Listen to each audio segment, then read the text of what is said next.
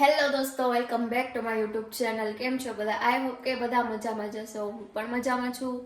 તો અત્યારે વાગવામાં થયા છે કેટલા 3-3:30 જેવું થયું છે અને નરેશને મમ્મી માટે હું અત્યારે ચા બનાવું છું. ચા મૂકી દીધી છે નરેશને મમ્મી માટે ને નરેશ પણ જાગી ગયા છે, બહાર બેઠા છે, ફોન જોવે છે. ફોનમાં કંઈક ગહેરા વિચારમાં લાગે કંઈક. તો મમ્મી અને નરેશ માટે ચા બનાવું છું. તો ચાલો બધા ચા પીવા. આજે સવારનો વ્લોગ સ્ટાર્ટ નહોતો થયો કેમ કે સવારમાં આજે થોડુંક કામ હતું અને મહેમાન પણ આવી ગયા હતા.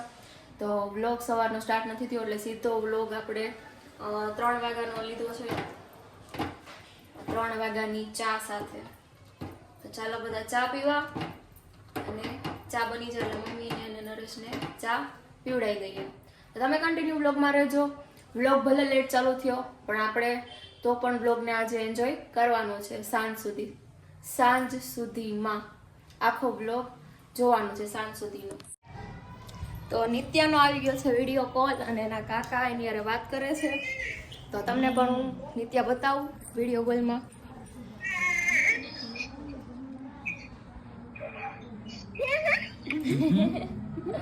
શું કરે નીતુ?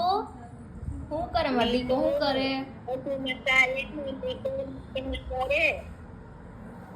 હે નિત્યા ને એના ફઈ છે. હાવ હાવ હાવ જો નાટક જોવો તમે ખાલી. તારા એ નથી આવું નીતુ? તારા એ નથી આવું દીકા?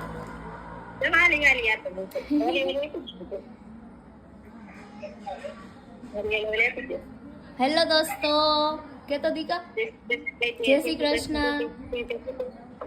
જય શ્રી કૃષ્ણ. જય શ્રી કૃષ્ણ.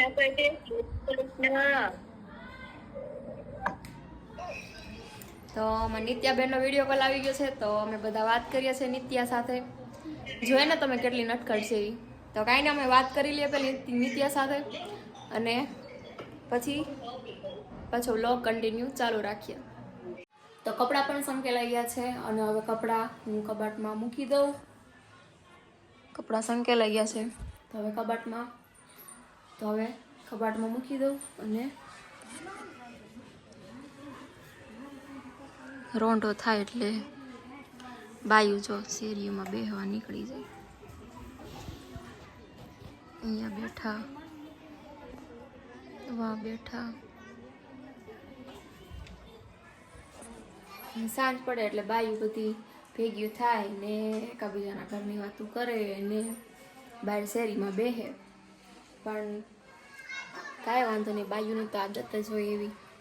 બધાની વાત છે, એમાં કાંઈ ખાલી લેડીઝની વાત. બધી લેડીઝનો સ્વભાવ એક સરખો જ હોય કે ભેગા બેસી, ભેગા મળી અને નાના મોટી એકબીજાની વાતો કરવી. પણ તમે કન્ટિન્યુ વ્લોગમાં બન્યા રહેજો. તો બપોર પછીનું ઓલમોસ્ટ બધું કામ કમ્પ્લીટ કરી અને હું થઈ ગઈ છું ફ્રી અને હવે હું ભગવદ્ ગીતા વાંચવા માટે બેઠી છું. કામ કરી, સવારે કામ કરીને ફ્રી થાવ તો સવારે પણ ભગવદ્ ગીતા વાંચું ને બપોર પછી પણ ટાઈમ મળે ક્યારેક કામ કરીને ફ્રી થઈ ગયું હોય તો ભગવદ્ ગીતા વાંચું. તો અત્યારે હું સાવ ફ્રી થઈ ગઈ કામ કરી, અત્યારે કાંઈ કામ નથી તો હું ભગવદ્ ગીતા વાંચવા માટે બેઠી છું.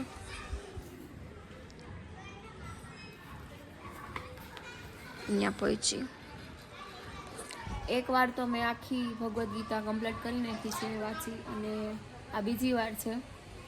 ને નરેશ ગાડી સાફ કરે છે.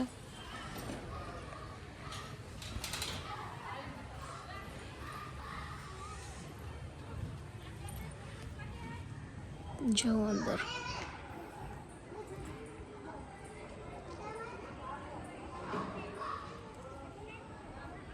એની ગાડીને બહુ સાફ રાખે. જરી કંઈ ક્યાંક ડાઘ પડી ગયો હોય ને તો તરત સાફ કરી નાખે. ગાડી સાફ કર્યા જ રાખે. સવારે ટાઈમ મળે તો સવારે કરે, બપોર પછી ટાઈમ મળે તો બપોર પછી કરે. પણ ગાડી નહીં તો એ સાફ જ રાખે.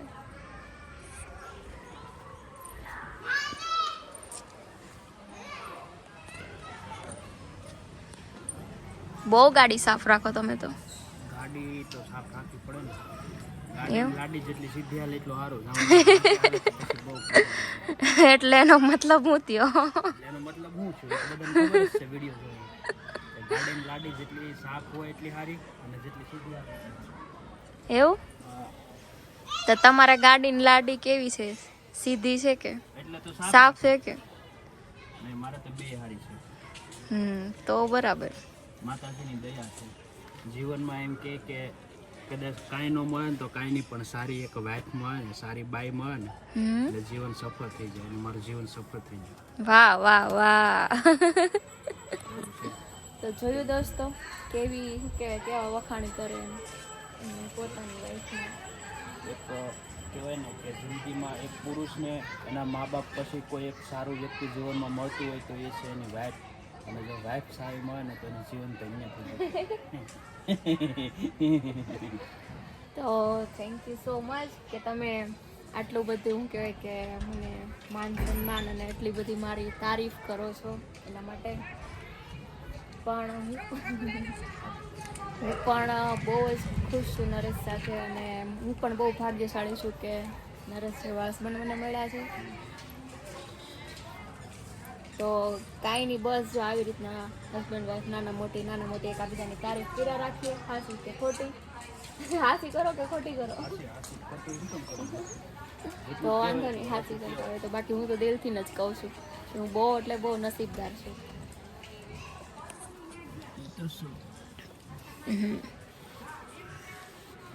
બસ હવે બહુ સાફ થઈ ગઈ, ચમકી ગઈ ગાડી. ગાડીને એકદમ વ્યવસ્થિત સાફ સફાઈ વાળી હોય ને તો સારું. કોઈ માણસ તમારી ગાડીમાં બેસે પછી સારું લાગે એમ.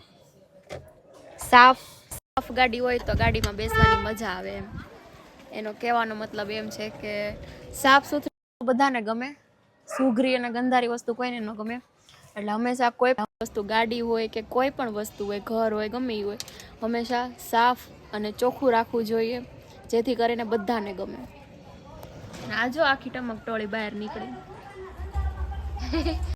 બહાર નીકળી તેની વાહે વાહે ગલુડી રીતે એની માં બહાર આવી તો એની વાહે વાહે બધા આવ્યા. જો હાલે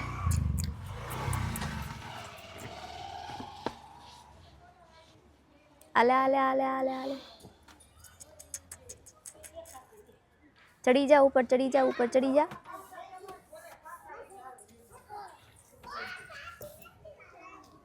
આજે બિચારા નાના છે, એટલે એમ નાના એટલે એમ તો નાના જ છે, પણ હજી આ ઉપર પાડી ન ચડી શકે એટલે એટલામાં ને એટલામાં આટા માર્યા રાખે. ખાલી કાંઠા સુધી આવે. એની માં બહાર આવી ને તો એની વાહે વાહે બધે આવ્યા, પણ બિચારા ચડી ન હોય કાં તો પાછા વળી ગયા.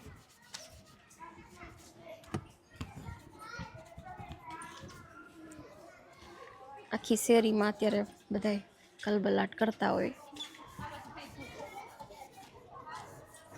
છોકરા ને બધા.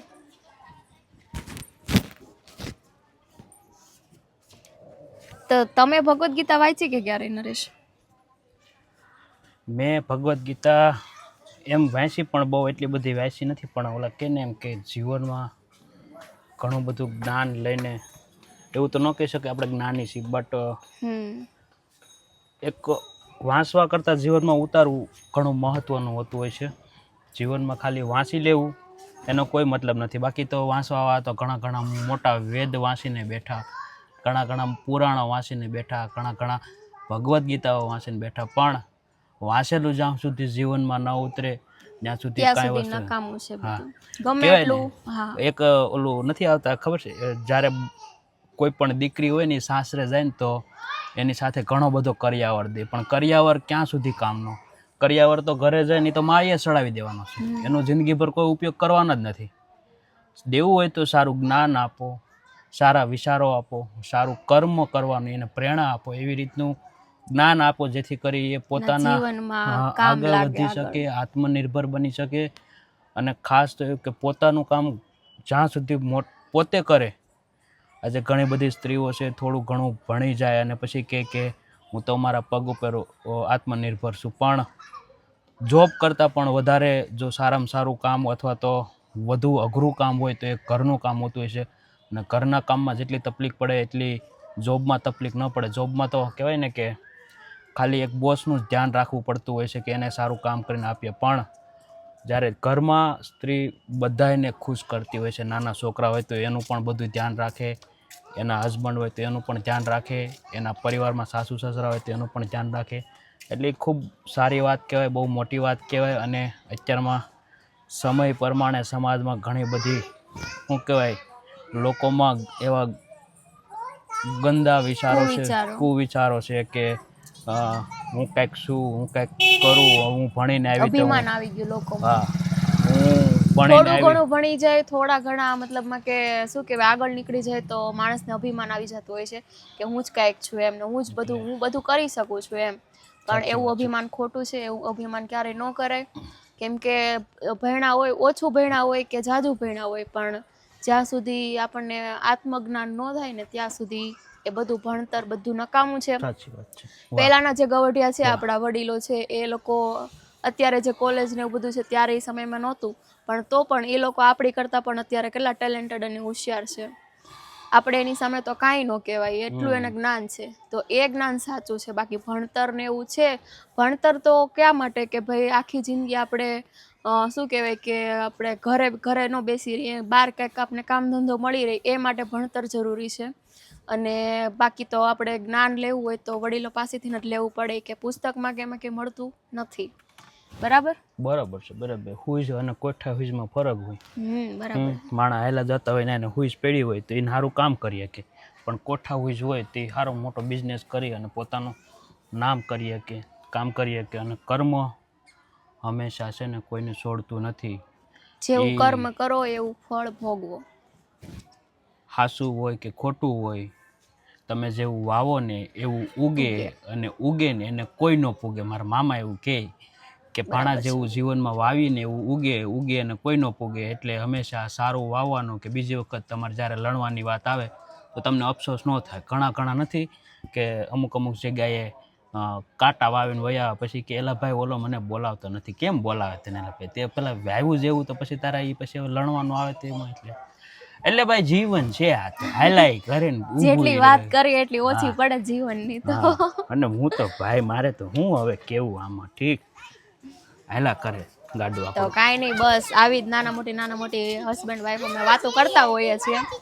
અને તમને અમારી વાતો ગમી હોય તો વિડીયોને લાઈક, શેર અને સબસ્ક્રાઈબ કરવાનું નહીં ભૂલતા. અને વિડીયો તમે કન્ટિન્યુ જોતા રહ્યો.